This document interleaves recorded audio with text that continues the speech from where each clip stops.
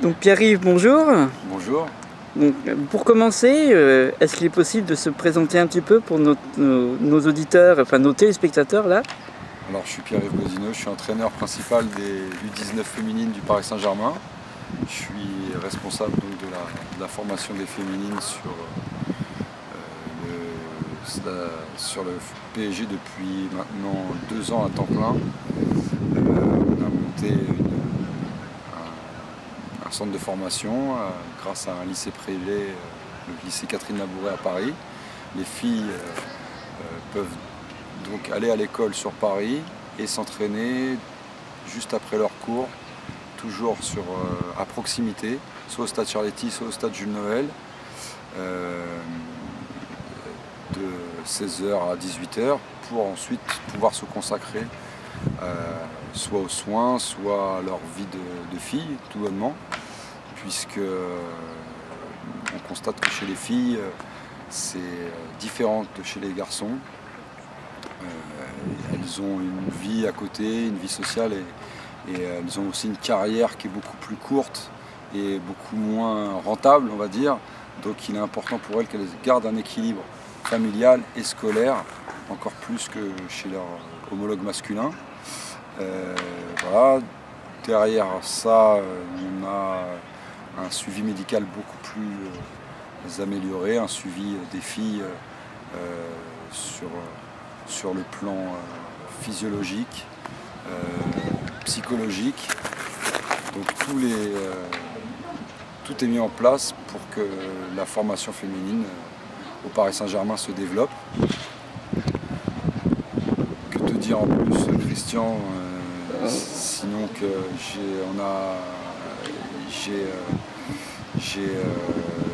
cette saison, nous avons de plus en plus de filles qui nous ont rejoints, puisque auparavant nous avions des filles qui étaient à Clairefontaine, et celles qui devaient rentrer au Pôle France ont préféré rester au club, puisque désormais nous avons des conditions parfaites d'entraînement et d'accueil. Et aussi c'est des filles qui sont essentiellement parisiennes, donc très attachées aux valeurs du club Paris Saint-Germain, et elles souhaitent plus que tout réussir à l'intérieur de ce club. Et donc toi, dans ce club, tu es donc entraîneur principal, mais ça donne quoi en fait en termes d'action, d'activité pour toi?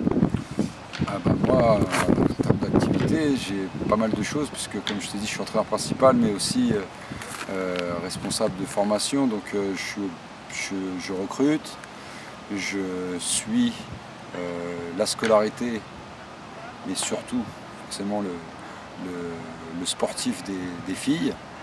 Je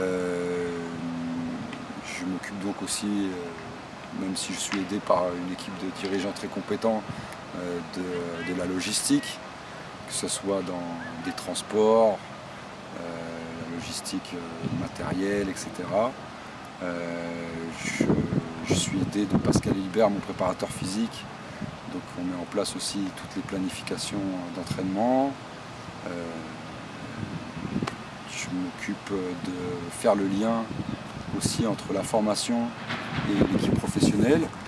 Donc beaucoup d'organisation de matchs amicaux avec les joueuses de l'effectif D1 qui ne jouent pas, et les joueuses de mon effectif qui ont besoin de temps de jeu ou qui peuvent jouer aussi, qui peuvent avoir le niveau pour jouer avec ces filles de D1. Et donc on organise beaucoup de matchs durant l'année, donc ça me prend quand même beaucoup de temps.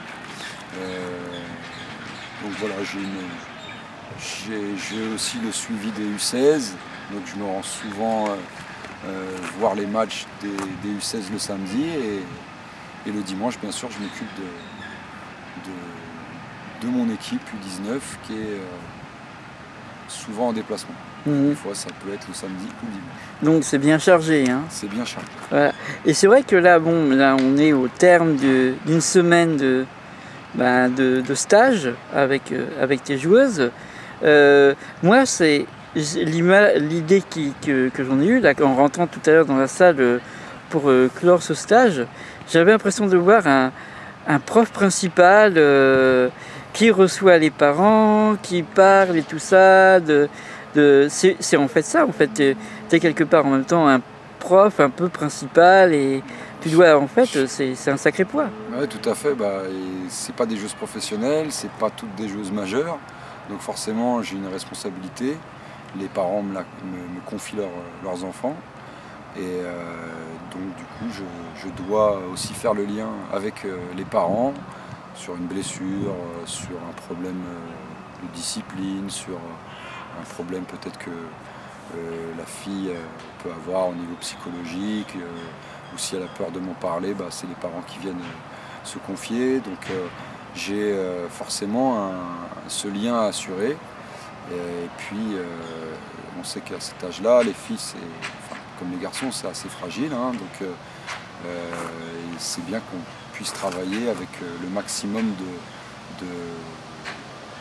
de gens impliqués dans l'environnement de la fille. Si on peut parler d'un certain niveau d'assistance sociale, il y en a un oncle qui vient souvent, il y en a qui n'ont que les parents, qui ont des parents qui sont très très présents, donc c'est toujours plus sympa si la fille a une cellule familiale ou environnementale qui est très impliquée pour la réussite, pour la future réussite de ces jeunes filles.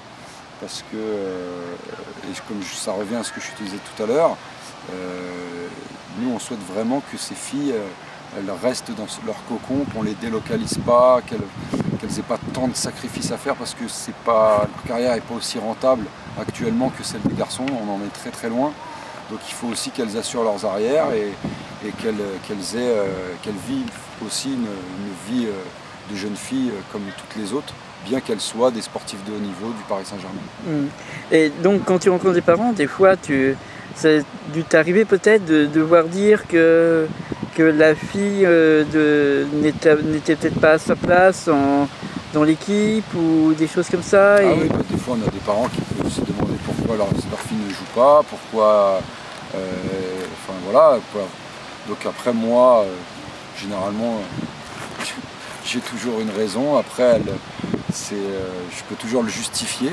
Après, bien sûr, on n'est pas tous d'accord. Les parents peuvent être sélectionneurs comme moi, mais bon, c'est moi qui ai le dernier mot et j'essaye en tout cas de leur faire passer le message que si elles sont avec moi, c'est déjà que j'ai beaucoup de confiance en elles et que si je garde cette confiance, si la fille a encore plus confiance en elle que moi, j'ai confiance en elle, forcément elle va finir par jouer.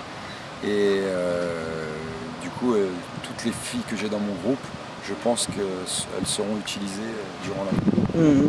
Alors justement, maintenant tu en es à ce gros travail avec les féminines U19 et même U16.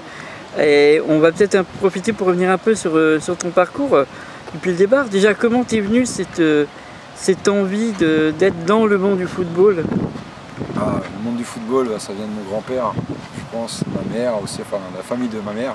Parce que mon grand-père a failli être joueur professionnel, mais il n'a pas pu le faire puisqu'il y a eu la guerre à cette époque-là. Puis après son fils, pareil, mais ça s'est pas fait. Donc j'ai toujours eu l'amour du ballon. Je pense que c'est eux qui me l'ont transmis. Regarder les matchs, quand j'étais petit, ça me fascinait.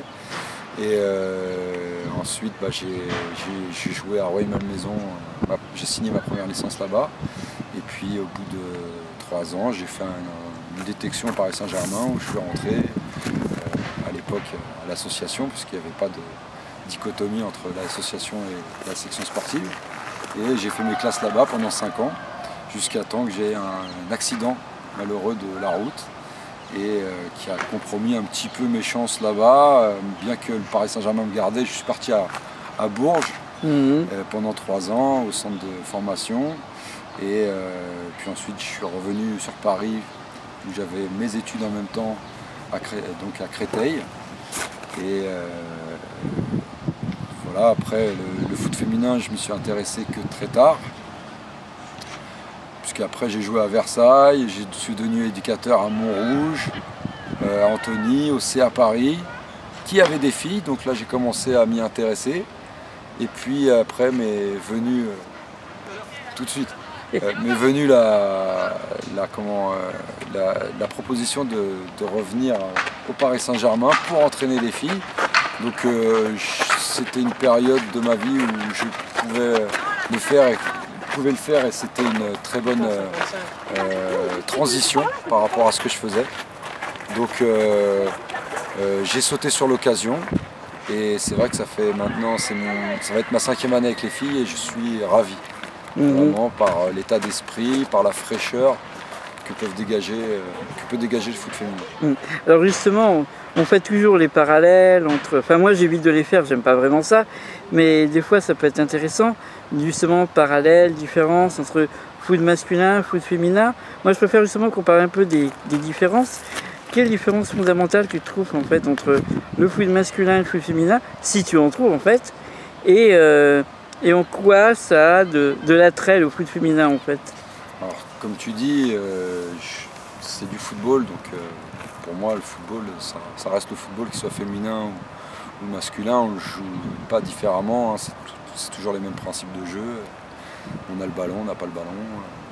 Voilà, il y a des choses après à mettre en place. Je pense que les filles sont aussi capables que les garçons pour jouer au football. Après, c'est vrai que il y a beaucoup de comparaisons qui peuvent être négatives, justement, toujours comparer le foot masculin, le foot féminin. On ne le fait plus maintenant avec le tennis, on ne le fait plus avec le hand. J'entends des fois dire, voilà, si l'équipe de France féminine a joué contre les garçons, elle prendrait 10-0, alors que Serena Williams, si elle joue contre Federer, ça serait pas pareil. Je pense que si, puisque il y a vraiment une différence physique. Ça c'est sûr, donc forcément au niveau de la vitesse de jeu, c'est pas pareil. La puissance, forcément, quand vous jouez contre une personne qui a 5 ou 10 kg de muscles de plus que vous, vous ne faites pas le poids, bien que vous soyez peut-être au même niveau technique, tactique. Le physique rentre beaucoup en compte. Et c'est pour ça, nous, on peut jouer le U19 ou même la D1 féminine, elle va jamais jouer contre des... Elle pourra tenir le choc peut-être contre des U16, voire des U17, mais c'est tout. Et c'est pareil, à mon avis, pour Serena Williams. Je pense que le champion du monde junior doit faire voler en éclats Serena Williams, puisque c'est des différences physiologiques qui au départ sont établies et on ne peut pas faire autrement. Donc il faut, je pense, arrêter de comparer les garçons et les filles. Par contre, on peut dire que les filles jouent de plus en plus au football et de mieux en mieux au football. Et donc, ça fait quelques années que tu t'intéresses au foot féminin. Avant, tu n'avais pas eu vraiment l'occasion, même au niveau des matchs, à voir. C'était de très loin que tu suivais? Je suivis quand même, parce que même quand j'étais au Paris Saint-Germain jeune, il y avait déjà une section féminine. J'ai eu aussi des filles dans mes équipes de garçons que j'avais à coacher dans mes clubs précédents. Donc je suivais quand même le foot féminin et je trouve qu'il a quand même beaucoup évolué depuis 5 ans dans le bon sens, que ça va très vite. On aimerait nous encore que ça aille encore plus vite, c'est sûr, puisqu'on est passionné, on est dedans, mais c'est de plus en plus populaire, il y a de plus en plus de médias qui s'intéressent au foot féminin et c'est vraiment positif pour les filles et je pense qu'elles le méritent parce qu'elles ont toute leur place dans le foot. Alors là c'est vrai que bon, comme je le disais tout à l'heure, c'est une fin de stage, une semaine. Quelle conclusion tu en retires? Parce que bon, on va dire c'est peut-être encore un peu frais pour des conclusions. On va dire un avis général pour l'instant, une première impression disons. Je suis très content du stage qu'on vient de passer parce que j'avais quasiment tout mon effectif. Je me rends compte que les filles qu'on a intégrées se sont intégrées facilement. J'ai un groupe vraiment sympa cette année puisqu'il y a beaucoup de filles qui sont restées aussi par rapport à l'année dernière. On a des conditions qui se sont améliorées, donc on part vraiment sur des bonnes bases, avec l'expérience en plus de l'année passée, avec Et avec mon collègue aussi Pascal Hilbert, on a pu constater que ça s'était vraiment, que les filles s'étaient vraiment améliorées, avaient vraiment progressé sur tous les plans. Et qu'on est parti sur les chapeaux de roue pour la reprise. Donc ça prédit vraiment une année très intense. Alors c'est vrai que la saison passée, à part la Coupe de France, ça a été tout en fait, tout de gagné, l'Ibercup, la Gothia. Quelle conclusion tu retires finalement de ta saison passée? Ma saison passée aussi, forcément, on aurait pu gagner contre Lyon, ça aurait été la cerise sur le gâteau. Je n'avais pas d'objectif de résultat, j'en ai toujours pas. Le club ne m'a pas fixé d'impératif. Moi, je retiens surtout qu'on parle davantage de la formation des filles du Paris Saint-Germain, comme nous sommes allés au Portugal et en Suède, comme tu l'as souligné. Quand nous y sommes allés, voilà, beaucoup de gens à travers l'Europe et voir le monde, puisque la Gothia Cup c'est vraiment mondial, ont découvert qu'il y avait une section féminine au Paris Saint-Germain et surtout ils ont été très heureux de voir qu'il y avait du niveau dans cette section féminine, puisqu'en plus elles ont remporté les trophées. Et ça c'est ma plus grande fierté,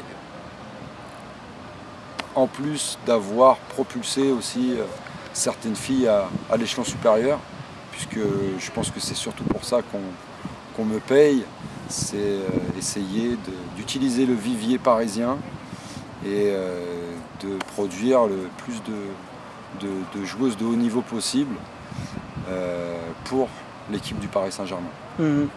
Et c'est vrai que du coup, une de tes joueuses qui reçoit le prix de la meilleure joueuse à la Gothia, c'est une fierté en même temps pour toi. Oui, c'est une joueuse qui n'était pas là au stage malheureusement parce qu'elle est blessée, donc elle se fait soigner à Bougival.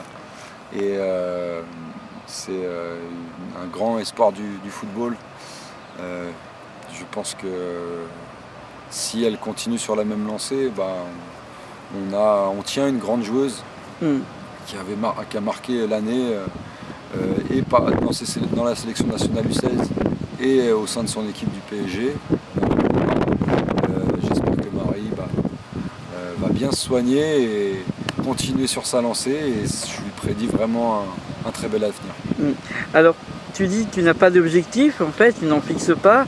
Cette saison, tu as quand même une petite idée de ce que tu aimerais voir arriver pour ton équipe?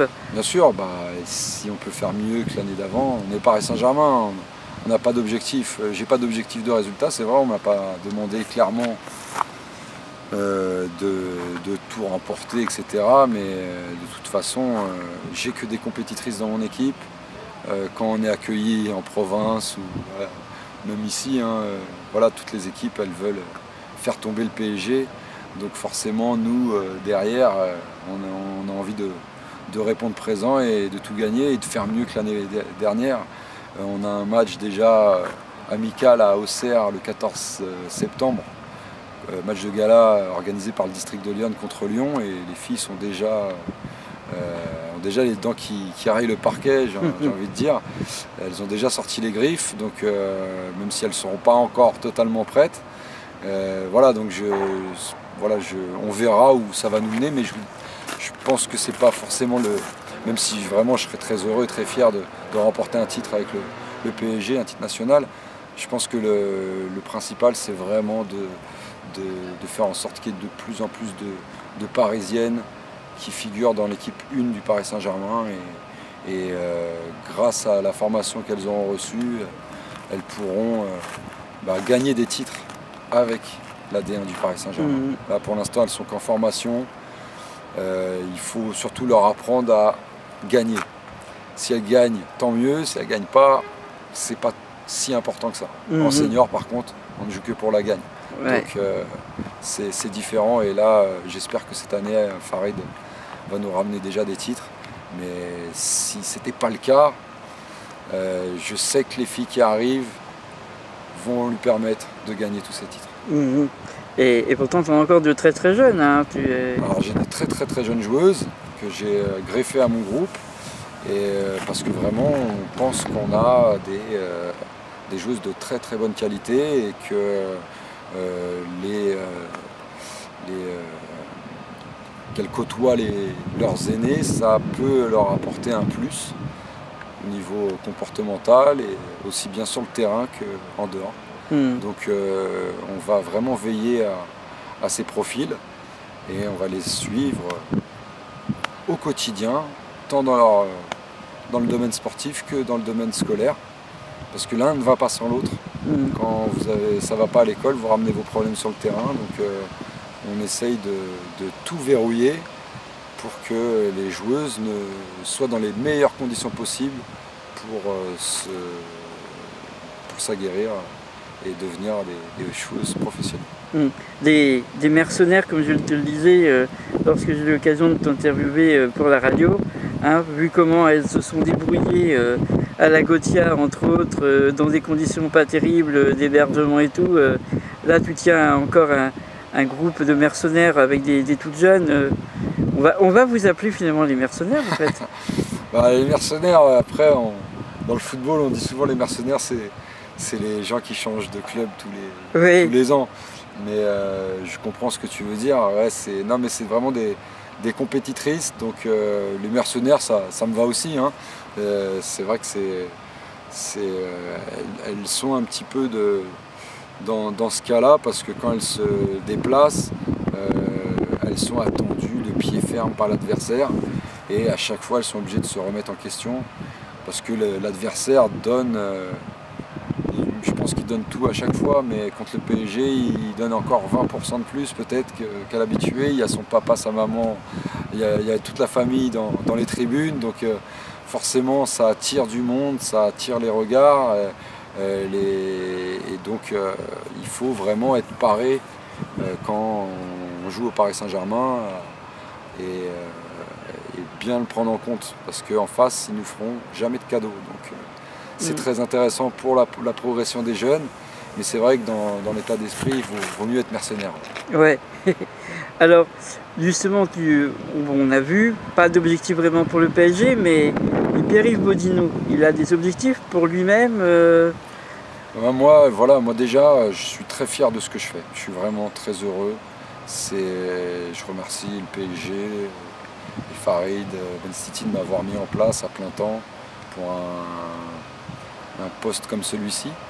Je pense que la section féminine devait avoir quelqu'un à la formation quand même qui soit à plein temps. Maintenant il y a un projet cohérent de formation. Donc ce que je fais actuellement me ravit complètement, même si je fais beaucoup et que c'est pas forcément tous les jours facile. Je ne peux pas me plaindre et il y a beaucoup de gens qui aimeraient être à ma place, ça je le sais. Maintenant, après, dans la formation, c'est ce que j'aime le plus faire, j'aime la compétition, mais prendre un poste peut-être en D1 plus tard, pourquoi pas. Mais j'avoue que pour moi, j'ai pas encore terminé à mettre en place comme il faut la formation du PSG. C'est mon club d'origine, de cœur. Donc j'ai envie vraiment que les filles soient institutionnalisées là-bas. Donc il y a encore un gros boulot à faire, même si on en a fait beaucoup jusqu'ici. Voilà, j'aimerais encore parfaire tout ce que j'ai fait jusqu'ici, grâce au concours du Paris Saint-Germain et de Farid. Et à terme, je ne sais pas où ça me mènera, parce qu'au PSG on n'est pas éternel. Ça j'ai bien appris de ce point de vue-là, puisque ça fait longtemps que je le connais, ce club. Et donc je ne sais pas ce que je ferai, ne serait-ce que l'année prochaine, même si dans l'idée, moi j'aimerais continuer à m'occuper d'un centre de formation, parce que c'est vraiment quelque chose qui me convient. C'est, on peut dire au départ, un peu une mission que tu t'es donnée qui devient en gros un sacerdoce.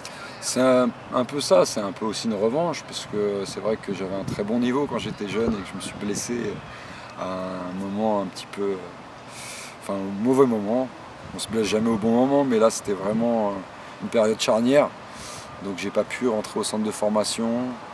Et quand Marcola le dirigeait, je suis rentré dans un autre centre de formation. Mais quand on quitte le Paris Saint-Germain, toute sa vie, quand on met un maillot de foot, on pense à celui du Paris Saint-Germain, on sait ce que ça représente. Quand on met un autre maillot, c'est pas la même chose. Donc c'est vrai qu'avoir cette responsabilité au PSG, c'est super. J'espère pouvoir leur transmettre. J'espère qu'elles se rendent compte, les filles, du privilège qu'elles ont de porter ce maillot et d'avoir les conditions qu'elles ont. Savoir aussi que le club, bien que ça lui rapporte très peu, beaucoup peut-être au niveau de l'image, mais très peu au niveau financier, leur donne les moyens de pouvoir s'émanciper en tant que jeune fille et en tant que sportive. Leur scolarité est assurée dans un lycée privé, totalement pris en charge, on a des médecins, des kinés, etc. C'est tout nouveau pour elles, donc j'espère qu'elles s'en rendent compte. Et moi je suis très fier justement d'avoir contribué à ce changement au club, et c'est peut-être une revanche, oui, sur mon passé. Je trouve que c'est fait pour faire une très belle conclusion, un très bon mot de la fin, et je te propose qu'on reste sur cette parole qui conclut bien la chose. Et en tout cas en te remerciant pour le temps que tu as consacré à cette interview, le temps que tu m'as consacré aussi ce matin avec tes filles, puis tu pourras encore leur transmettre que j'étais super heureux d'être avec vous, d'être avec elles, et voilà quoi. Et puis j'espère qu'on aura l'occasion, je pense qu'on aura l'occasion de refaire des interviews et puis de se retrouver. Avec plaisir Christian, mais comme je te disais, ça fait toujours plaisir d'avoir affaire à des passionnés, et toi tu en fais partie, et je pense que tu amènes un plus justement dans ce football féminin. Tes interviews sont toujours très bien réalisées, très bien montées, et puis tu te donnes beaucoup de mal pour ce que tu fais, donc j'espère que on aura l'occasion très vite de se revoir. Eh bien, je te remercie beaucoup. Là, c'est moi qui suis très touché du coup. Heureusement, je suis derrière la caméra.